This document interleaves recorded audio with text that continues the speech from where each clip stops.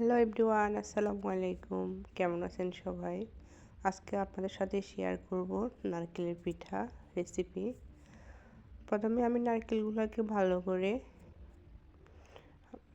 ভেজে নিয়েছিলাম, চিনি, তেজপাতা, কয়েকটা জিরা দিয়ে।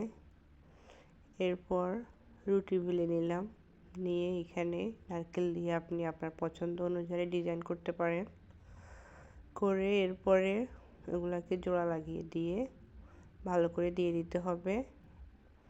খুব সাবধানে সতর্কতার সঙ্গে এটা করতে হবে, না হলে কিন্তু তেল ঢুকে পুরো পিঠাটাই আপনার নষ্ট হয়ে যাবে। এরপর যদি আপনাদের কাছে কাটার থাকে কাটার দিয়ে করতে পারেন, আমি খুব সহজেই দেখিয়ে দিলাম।